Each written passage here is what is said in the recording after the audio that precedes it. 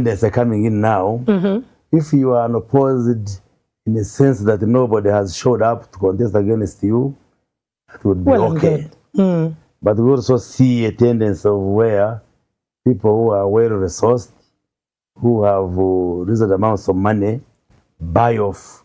They would be competitors and then they become unopposed. I don't believe that.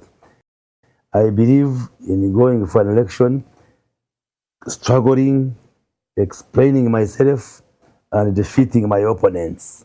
So that when I sit in the parliament, I know I have legitimacy, that people have voted for me. And therefore, like I competed with the 7 others who were 8 contestants. In the parliamentary race. In the parliamentary race, which I've just concluded. And I emerged the winner. And I won them. There was a lot of money, usage of money. Some of my opponents, you know, as you spend time in politics, you also attract enemies whom you don't even know. So there are many who were supporting my opponents, attempting to uproot me. And toward the end, they pushed in a lot of money. They were buying voters at 100,000 shillings. Each voter? Yes. How much money would they then spend? 150, depending on the nature of the voter. So in the last 3 days, they pumped in money. But I think it was like removing water from an ocean. So I had a lot of support. So even when they tried to buy off supporters, I think I was so heavy that they could not manage. Heavy, literally, even just looking at him is heavy, definitely. So they could not manage. When you talk about money, Honorable, sorry to even interrupt you, that reminds me of another race that you just went out of before you went into the general election. That is the Central Executive Committee race. What do you have to say about that one as well? Because there was also obscene use of money. Absolutely. I was the vice chairperson in Western, and he gave it a shot to get a second term. And you didn't make it? I didn't make it. But that election was poorly organized. And I described it as bogus. And I still do. Why? One, there was an effort for president managers to get us out, those who were sick. And therefore... So it was an infight, I would say. Yes, people within fighting you. Not even their own, but even others. Different leaders? You notice that almost all of us who were members of SEC. Sure. You were out. You were outed, yeah. So one, the people who organized the elections did a bad job to the extent that they allowed non-delegates to actually access the conference. So there are many people who were not delegates who were there. Even I was told later on there was an ambulance on that day which was ferrying people from Kisenyi in the town to just come and vote us out. Secondly, there was excessive use of money. And personally, I didn't see the reason why I should have invested the billions of money. First of all, I didn't have the billions, but even if I had, it's even a position that is... position is not something I would invest in billions of money. Oh, really? I wouldn't. Because I was there for 5 years, I know. So you know the value, or you know whatever happens that you don't need to? Well, why would I put billions of money to be a member of SEC? Why wouldn't you? Well, if voters, if NRM members... That's the highest decision-making body of NRM. Yes. But if members of NRM think they want somebody to pay them to vote him to sit in SEC, then let the person who gave them money sit there and see what value he adds. Some of us were vying for these positions to make an honest contribution. Yes. An honest contribution. I don't lose sleep because I'm not a member of SEC. No. And I am really not that pain is not at a loss, not bothered that I am no longer in the SEC. So people use the money, billions of money. When we were in Kororo during the elections, first of all, elections that were at night, we were denied the opportunity to address the delegates. You as contestants, all of you, or some? No, they only allowed those who were vying for the position of of second national vice chairperson female only. The rest of us who were for regional vice chairpersons were not given a chance to address the delegates. And you wonder why. Then the elections were organized at night with poor lighting. And then they were saying, vote per region. Where they will say, region, Chigezi gather here, Bunyoro gather here. Now, a place like Bunyoro, which has many districts, people don't even know each other. How would you even know? Now, like Bunyoro gave me 0.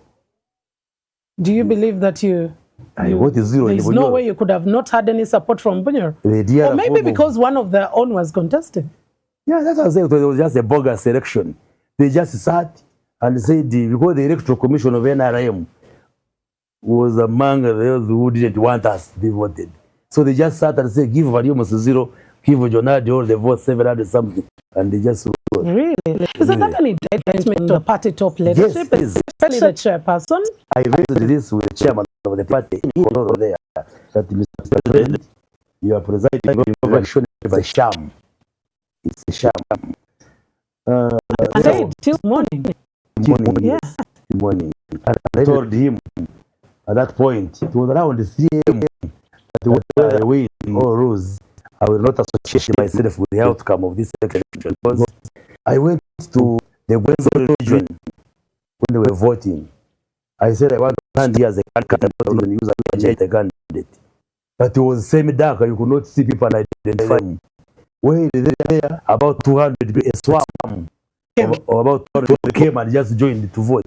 So I said, but what is this one? So it was not an election to talk of, and it was, I told the chairman, the president, that is very unfortunate.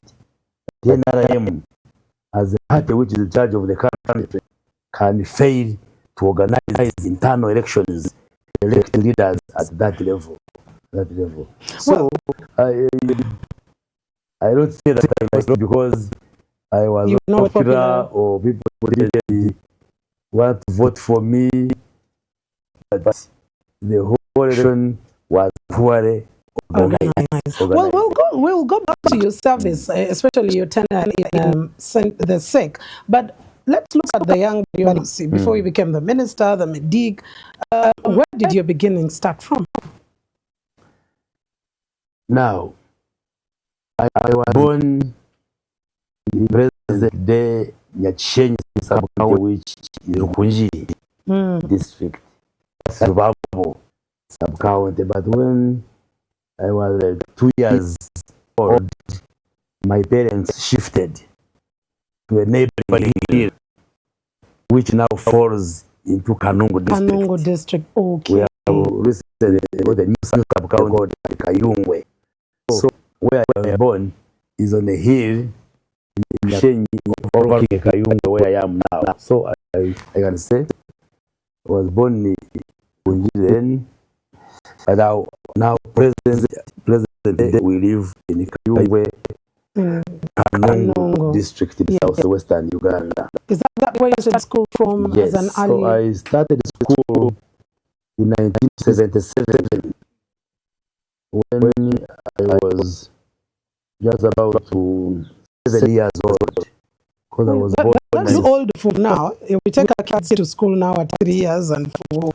This was a rural area where there are no nursery schools, where we began our education at home by writing in the soil.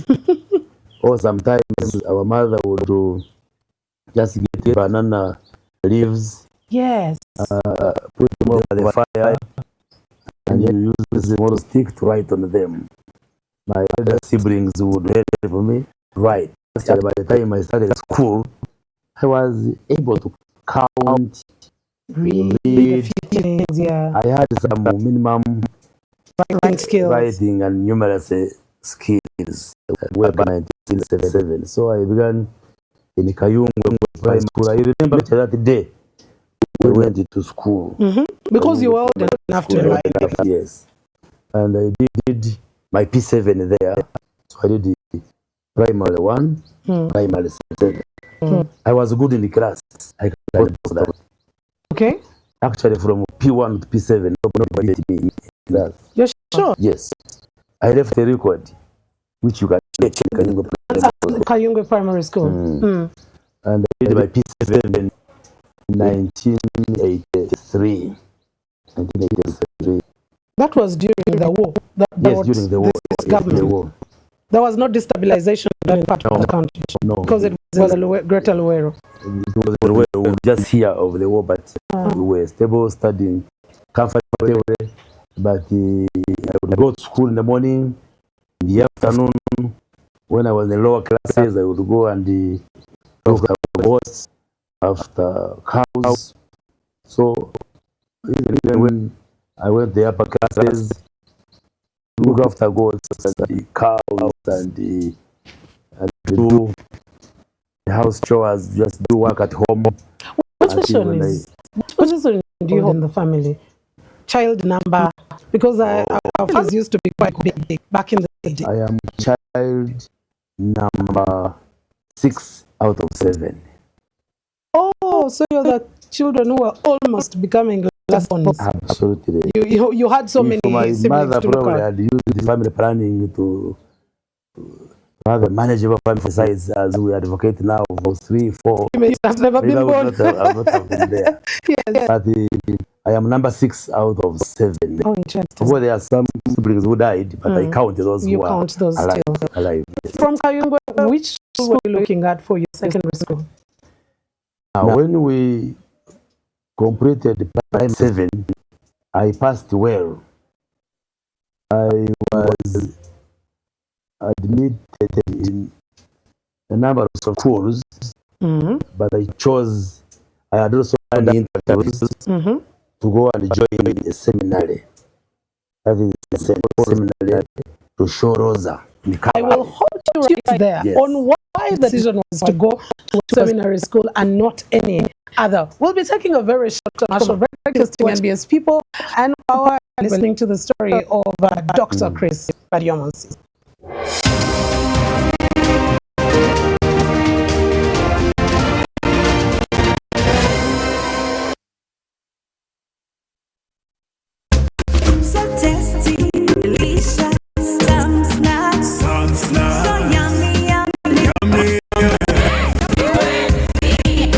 Or you just wanted?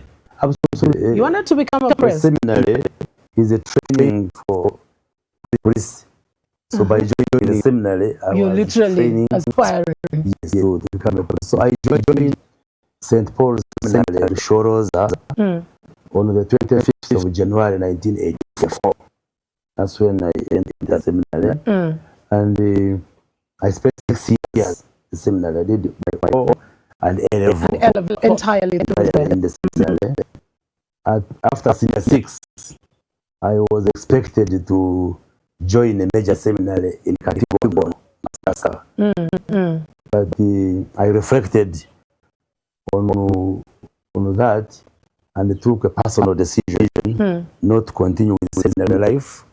And why? Because I'm thinking myself that upon which background did you make the decision of you wanted to go to seminary because you were looking at being a priest? Were you inspired by priest friends or family members? Was it a conversation you had with your parents? Because this is a young man who is almost in the last stage of the family, 6 out of 7.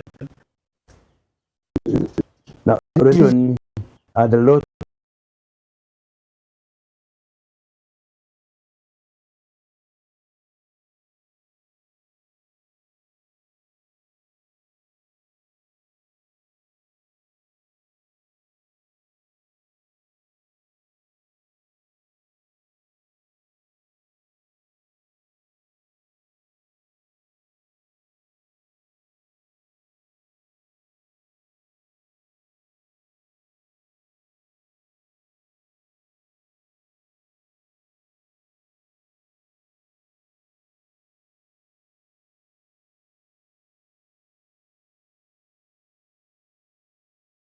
projects which are taught in class, large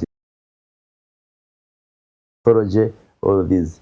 Then in the 3rd year, that's when you go into clinicals. That's when you start interfacing with the patients, doing surgery, obstetrics, gynecology, pediatrics, internal medicine, ENT, all these. So it is an intensive course. and doesn't give you space to be lousy and waste time. Yeah. Now the teaching has changed a bit, but those days it would be tough. You would not get time to even socialize and go into this politics of the universe and so forth. You had to concentrate because you had to pass. Because at the end of the year, whenever results would come out, there would be about 4 categories, and they would pin results on the notes board. We would even fear to go and see. We would come at night to see the results because they used to be in the different categories. The lowest segment would say you have been advised to discontinue the course. That is a polite way of saying you have been dismissed. Then there would be a category where saying you have been advised to repeat the class. Then the other third category upwards is that you have failed particular subjects. You will do what we used to call Onyango disco. You will the September disco, you would repeat. You repeat those subjects. The ones that you fail. That means if you were in the second, you have passed some, but not done well in the others. Then the first category would be you have passed. So there used to be, so whenever results would come, the first you have passed and you are promoted. You didn't have a name for that one. You had a name for the others, Onyango disco. You have passed and you are promoted. Yes. You have failed, you will do this. You have to take, you will do these subjects. The third, you have failed this, so you are going to repeat the class. The fourth, you have failed the number of, there was a number which you would fail and then you are dismissed. Please, yeah. And almost every year, students would be dismissed. So we would work hard, especially some of us who had come from a rural setting, work hard to improve ourselves. Exactly. Because we had our colleagues who had been to these schools, Budo, Gayaza, Kisubi, Amiryango. For them, they would think they are bright because they got triple A. And maybe for us, we got A, B, B, O, A, B. So they would despise us that how could we get a B in the chemistry? What? But when we reached Makerere, you showed them. Because it was an equalizing environment, we had to work hard. Make sure you avoid retakes, you don't repeat, you pass very well, take 5 years, finish. What was your experience with the clinicals, your highs and lows while you were doing your clinicals in school? Well, the first, before the clinicals, when you are doing anatomy in the first year, please, that one. You interface with cadavers. With the cadaver. There's a student who collapsed when we went to the anatomy room when we saw a cadaver. A cadaver is a preserved dead body. Simple thing of a dead body that has been treated for study. Yeah. So it was one of the challenging things dealing with the dead body, cutting it, because for 2 years, when you are studying anatomy, you cut the body into pieces and the body disappears because you have started to know the structure of the body. If I inject you at the buttock, I must know where the needle is going. What kind of muscle? For us, we thought it is just a muscle in the buttocks. That's why you don't inject anywhere. You must know where the nerve passes, where an artery passes, where a vein passes. So that when I push in a needle, I know where it is passing. So is that the reason why sometimes people, when they get injected, they get, we would call them depots, or they would have issues with their feet? You may inject and injure a nerve, and then somebody gets paralyzed. They gets paralysis because you must know where the nerve passes. That's why we take 2 years to study anatomy, so that you know if a bullet pushes through here, I will know which organs are going to be damaged. If somebody hits you with a bow and arrow in the chest, I know which organs have been damaged, and I know how to do it. If you get an injury here, so anatomy teaches you the structure of the body know how the body is. Weren't you scared yourself the first time you went for anatomy class? Well, initially you get some sort of scare, but you get used. You get used to it. And when you go for clinicals, which is now in the third year, there you are interfacing with the patients on the ward, with the people. And of course, in medicine, there are many skills that you learn, communication skills, how to relate and handle people, leave alone the clinical skills of being able to diagnose and be able to interact with the patient, ask the relevant questions, do the examination, and carry out tests which are relevant, and eventually arrive at a diagnosis. So we study all this. So by the time you qualify after 5 years, you really have skills. So, and maybe what is the special is that for a doctor, by the time you qualify as a doctor, you either know or you don't know. How would you then qualify if you don't know? That's what I'm saying. Whereas the other subjects, I'm not saying they qualify when they don't know. You can say, I taught at Makerere in the Institute of Statistics and Applied Economics, the Department of Population Studies. At times you do see students trying to cheat. They come with notes in the examination room. But with the medicine, you know, there are different ways of assessing you.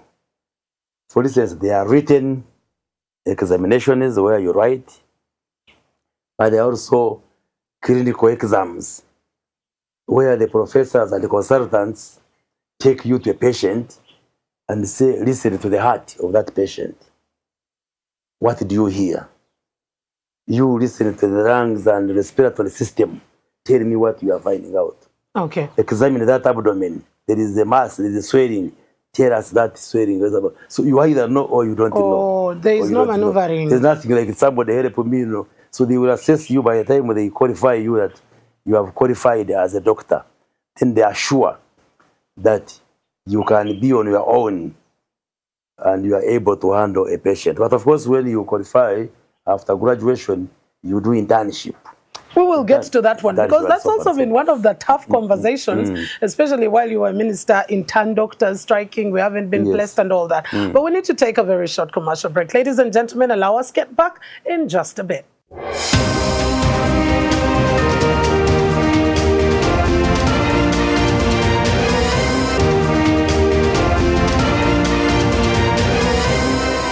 Welcome back. Thank you so much for keeping it NBS People and Power. My name is Mildred Tuhaise, and the story today belongs to Dr. Chris Baryomunsi, the current Minister, ICT and National Guidance. He is definitely a doctor. He's not a journalist like some of us, and we're listening to his earlier life and times.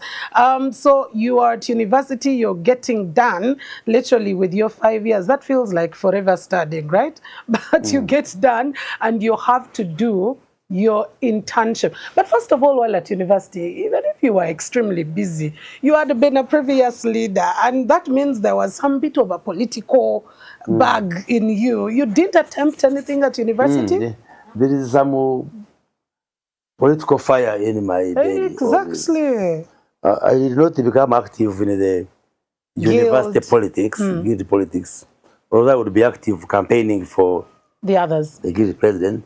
But I was more active in the politics of the medical school, where we had the Makerere University Medical Students Association, MUMSA, and I was the finance secretary for the association. But also we had the, an association bringing together medical students in Africa, where I also became the finance minister, FAMSA, Federation of African Medical Students Association, and I rose the level of the Minister of Finance for that association in Africa. So I was more active in the politics of medical students, not than the general politics. So you can see, I have not been quiet. Yeah, the political bug was right in there. I have not been very quiet. Yes. Tell us about your internship and how did it happen during your times? Right now, we sometimes have internship doctors strikes because they haven't been placed. How was the placement done back in the day? And where did you do your internship? Internship, when you graduate, those days the numbers were fewer. Because by the time I graduated in 1995, we had Makerere University and then Sombarara University. So we are doing the two medical students, the medical schools. But today, we have, I think, over 10 universities which are offering medical education. So training doctors. So that means every year you have now many doctors who are graduating, and it has come with its own challenges. Oh, okay. Internship means you have completed your university training, you have graduated, you are a doctor, but you need to work under the supervision of consultants in order for you to strengthen your skills, especially clinical skills, so that after internship, you can now be able to practice medicine on your own. You know, some people look down on interns thinking, these ones are students. No, they are not students. They are doctors. They are fully fledged doctors. They have graduated. And they have provisional registration from the Uganda Dental and Medical Practitioners Council. And they are able to do operations, treat patients like any other doctor. Only that they do so under the supervision of the seniors. And internship, you have to do it in a hospital where there are consultants, where there are specialists who can supervise you. So it's not every hospital that you do internship from. That's why it's done in Murago, Nsambia, Rubaga, these regional referral hospitals, because they are specialists. I did my internship in the Murago Hospital and rotated majorly through internal medicine and obstetrics and gynecology. Because there are two major disciplines where then you rotate, but also you get exposed to the other. To the few others, and it was seamless. I did my internship in a stipulated period, and I completed. And then that time, after completing internship, you would go to Uganda Management Institute for an induction course of 2 weeks training, to train you in issues of management and related issues, and then the Ministry of Health would post you to a hospital. Oh, so finish internship, go to UMI, and then they post you. You're posted. Of course, things have changed now. Yeah. Now we are in a decentralized system of governance, where now when you complete internship, you are there.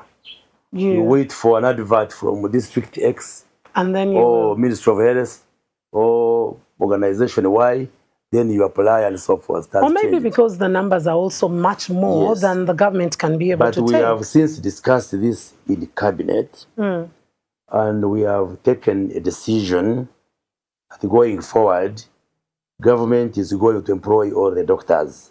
Is that even possible? Deploy them down to the level of Health Center 3 at sub-county level. That decision has been taken. We are now going to mobilize resources to effect that decision. But Dr. Chris, you know clearly that there is also an issue, an aspect called choice. What if you deploy me where I don't want to work? No. That has been one of the issues. No, it is not deployed by force. It's not what I'm saying, government is going to create opportunities to the level of a health center at the sub-county level for doctors to apply, and so that we absorb all the, because there are very many doctors who are on the street. You're right. You go to Chikubo, you find the doctors are running grocery shops, and it's a concern, and yet we need strong health care in the country. So the point I am making, that this issue has been discussed, we are going to open up positions for medical officers down to the level of a health center 3 at a sub-county, and then we absorb many of these doctors who are coming out of universities. Okay. So in our times, in our days, you would finish and get posted. So where were you posted? I was posted in Bundibujo Hospital. I went to Bundibujo. Where you were born and where you were trained and where you were posted seem to be three different areas altogether. Posting has nothing to do with where you are born. They post you. No, I'm looking at you acclimatizing with the area. For example, you're in Bundibujo. You grew up in a totally different place. Yeah, but they post you anywhere. You can go to Karamoja. You don't train to go and work in your home area. You train to work anywhere in the country. But during the time of training, I used also to go and work in different hospitals. One of them was Kambuga Hospital, which is in my constituency. I am happy now to be serving there now as a member of parliament. I used to treat patients there. Even immediately qualified after exams, even before the exams came out, I went and worked in Kambuga. I also used to work in the holidays in Arua Hospital. I worked in Arua. Actually, I'm fairly fluent in Rugubar. Sure. Yes, you can't backbite me in Rugubar. Ngoni? Okay. Azimichichi? I don't remember some of those. I had a few Lukbar neighbors. Our Saru. You know the language well. Because I worked in the Arua Regional Referral Hospital. So we used to do clinical work there during our times as students. When we were year 3, year 4, year 5, we would go and work in these hospitals. So I am posted to Bundibujo.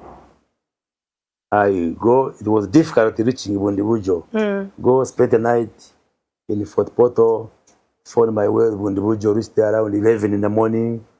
Then I asked where the doctors are. Told me they are in the doctors' quarters.